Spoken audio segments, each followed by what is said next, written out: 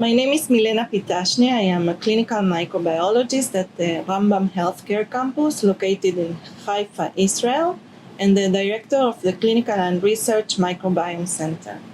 I am the coordinator of the Donate Study Consortium that has received the kind support of the JPIAMR for funding.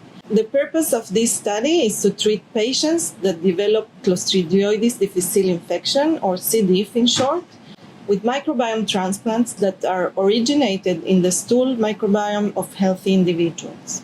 Although FMT is a well-established treatment for cases in which antibiotics against C. diff fail to eliminate the pathogenic bacteria, the Donate study will test in a multi-center randomized controlled trial two important modifications.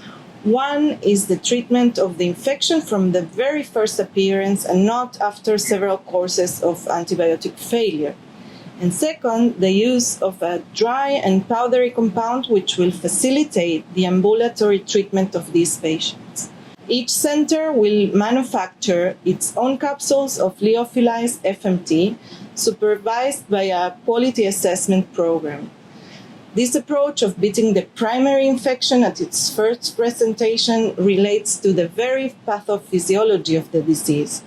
Dysbiosis, which is the lack of balance in the healthy gut microbiome, usually appear after someone received antibiotic treatment for any infection.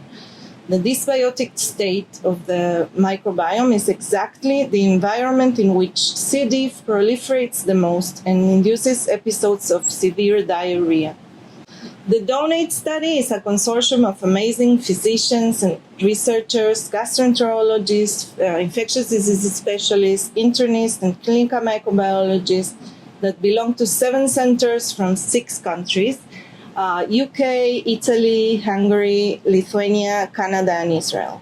All partners at Donate agreed that treating patients with so-called ecological means will spare the risk of antibiotic failure, and we expect that we will not only change the standard of care in the treatment of primary C. diff, but we also anticipate that treating the infection with microbiome transplant from healthy individuals will reduce the burden of multi-drug resistant organisms, which is a threat that worries physicians and healthcare organizations worldwide.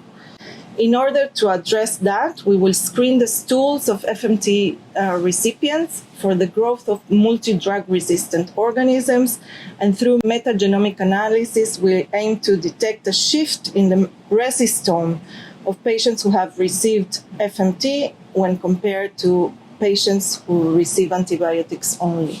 We want to thank JPIAMR for giving us the opportunity to perform this exciting study.